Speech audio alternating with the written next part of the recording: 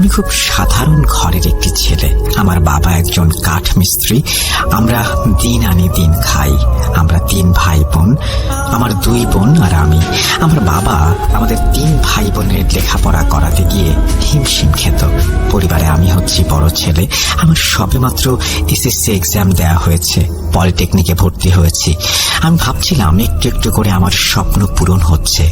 এখন আমি কিছু টিউশনি করব এবং আমি আমার বাবার পাশে দাঁড়াবো। কিছুটা হলেও বাবার উপকার হবে। সাল 2021। আমার বাড়ি থেকে আমার কলেজটি মোটামুটি ভালোই দূরে ছিল।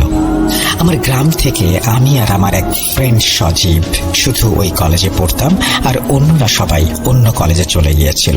কলেজটি আমার বাড়ি থেকে দূরে হওয়ার কারণে আমার বাবা আমাকে পুরনো একটি সাইকেল কিনে দেন, যাতে আমার যাতায়াতের কোনো সমস্যা না হয়। প্রতিদিন আমি সেই সাইকেল চালিয়ে যেতাম। একদিন আমি সাইকেল চালিয়ে কলেজ যাচ্ছিলাম, তখন দেখি আমার বন্ধু সজীব যাচ্ছে। আমি বললাম, কিরে সজীব, কোথায় যাচ্ছিস? কলেজে। ওঠ, সাইকেলে ওঠ, একসাথে যাই দুইজন। সজীব আর আমি সাইকেল চালিয়ে যাচ্ছিলাম। তখন সজীব বলল, হাসান, তুই আর আমি তো একই ক্লাসে পড়ি, একই সাবজেক্ট নিয়ে পড়ছি, আর আমরা একই গ্রামে থাকি। তাহলে একটা কাজ করলে হয় না? আমি বললাম, কি কাজ? সজীব বলল, কাল থেকে তুই আর আমি একসঙ্গে সাইকেলে করে কলেজে যাব। আমি বললাম, তাহলে তো ভালোই হয়, পড়াশোনা নিয়ে কথা বলা যাবে, আর দুজন গল্প করতে করতে যাওয়া আসা করা যাবে। সজীব বলল, এভাবেই কেটে গেল বেশ কিছুদিন। একদিন সজীব আমাকে বলল, হাসান, তোকে একটা গুরুত্বপূর্ণ কথা বলতে চাই। আমি বললাম, বল, কোনো সমস্যা হয়েছে? না। তাহলে কি হয়েছে?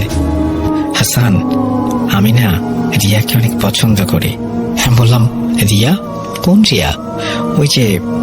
ওই যে আরিফ ভাইয়ের বোন রিয়া। আমি মাথা নিচু করে বললাম, হ্যাঁ, বুঝতে পেরেছি।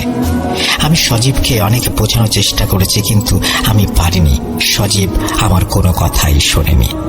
এখানে আরো একটা কথা বলে নেওয়া ভালো, রিয়াদের পরিবার খুব একটা ভালো পরিবার ছিল না। রিয়াদের পরিবারকে আমার থেকে ভালো আর কে জানবে, কারণ রিয়া ছিল আমার খুব নিকট আত্মীয়। না, এটা না হয় থাক। আমি সজীবকে এইটাও বললাম, দেখ সজীব, রিয়ার তো বয়ফ্রেন্ড আছে, আর এটা তুইও জানিস।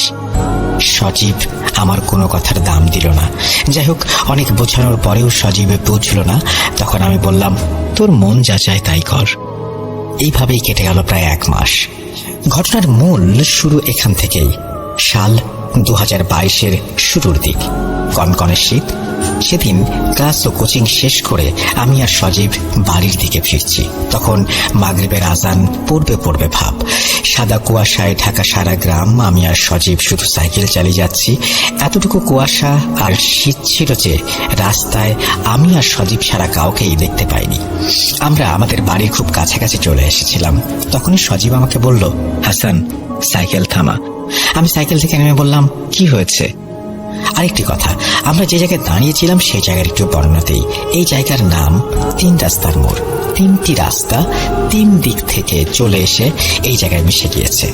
একটা গেছে আমাদের গ্রামের দিকে, আর একটা গেছে আমাদের শহরের দিকে, আর একটা গিয়েছে চাষের জমি এবং অনেক দূরে আরেকটি গ্রামের দিকে। গ্রামের নাম বিলপাড়া গ্রাম। যাই হোক, সজীব আমাকে বলল, সাইকেল যতই চাষের জমির দিকে যাচ্ছে ততই মনে হচ্ছে আমরা অন্য কোনো জগতে প্রবেশ করছি। চারপাশে শেয়ালের ডাক, ঝিঝি পোকার ডাক। যাই হোক, সজীব আমাকে বলল, সাইকেলটা তুই আমাকে দে, তুই পেছনে বস আজ। আমি কিছু না বলে পেছনে বসলাম। সাইকেল নিয়ে সজীব আমাকে নিয়ে ছুটে চলল সেই চাষের জমির দিকে। আঁকা বাঁকা মাটির রাস্তা দিয়ে সাইকেল যতই চাষের জমির দিকে যাচ্ছে ততই মনে হচ্ছে আমরা অন্য কোনো একটা জগতে প্রবেশ করছি। চারপাশে শেয়ালের ডাক, ঝিঝি পোকার ডাক, আর কনকনে শীতের মধ্যে যেন অন্য একটি জগতের দিকে এগিয়ে যাচ্ছিলাম আমরা। আমি বুঝতে পারছিলাম না সজীব আমাকে কোথায় নিয়ে যাচ্ছে। অনেকক্ষণ সাইকেল চালানোর পর আমরা একটি গ্রামে প্রবেশ করলাম। আমি সজীবকে জিজ্ঞেস করলাম, কিরে, কোথায় আসলাম? সজীব আমাকে বলল, বিলপাড়া গ্রামে এসেছি। বিলপাড়া গ্রামে তোর কি কাজ? দেখতেই পাবি। সজীব সাইকেল নিয়ে একটা বাড়ির সামনে গিয়ে দাঁড়ালো। সজীব আমাকে বলল, সাইকেল থেকে নাম, আমরা ওই বাড়িতে যাব। আমরা সাইকেল রেখে বাড়ির ভেতরে প্রবেশ করি। বাড়ির ভেতরটি দেখে আমার গা শিউরে উঠল। একে তো কুয়াশায় ঢাকা পুরো গ্রাম, তার মধ্যে কনকনে শীত, আর তার মাঝখান দিয়ে এক টুকরো চাঁদের আলো এসে পড়েছে জমিতে, যা এক ধরনের ভয়ঙ্কর পরিবেশ তৈরি করেছে। বাড়ির ভেতরটি ছিল এই রকম যে বাড়ির উঠোনে বিশাল একটা তেঁতুল গাছ আর 3টি ছোট বড় ঘর। চাঁদের আলো আর মোবাইলের আলোতে আমি যা দেখতে পাই তা হলো, তেঁতুল গাছটি দেখে আমি কিছুটা ভয় পেয়ে যাই, কারণ এই গাছটি আর 4টি গাছের মতো স্বাভাবিক নয়। তেঁতুল গাছটির গোড়ায় অনেক রকমের খাবার, গাছটিকে সাদা, কালো, লাল ইত্যাদি সুতা দিয়ে পেঁচিয়ে রাখা হয়েছে। অবাক করা বিষয় হলো, গাছটি দেখে আমার মনে হলো গাছটিকে প্রতিদিন পুজো করা হয়। যাই হোক, আমি আর সজীব বাড়ির ভেতরে প্রবেশ করে দেখি একটি ঘরে আলো জ্বলছে। আমি আর সজীব সেই ঘরের সামনে যাই এবং তখনই সজীব বলে ওঠে, কাদের কাকা আছেন ঘরে? তখনই একজন বৃদ্ধ মহিলা এসে বলে, কে তোমরা, কেন এসেছ? আমার বন্ধু সজীব বলল, কাকি, কাকাকে গিয়ে বলেন সজীব নামে একজন এসেছে, আমি কাকার সাথে মোবাইলে কথা বলে এসেছি। তখন বৃদ্ধ মহিলাটি বলল, তোমরা একটু অপেক্ষা করো। 2 মিনিট পর বৃদ্ধ মহিলাটি 2 গ্লাস পানি নিয়ে আসলো আমাদের কাছে আর বলল, নাও, এই 2 গ্লাস পানি খেয়ে নাও।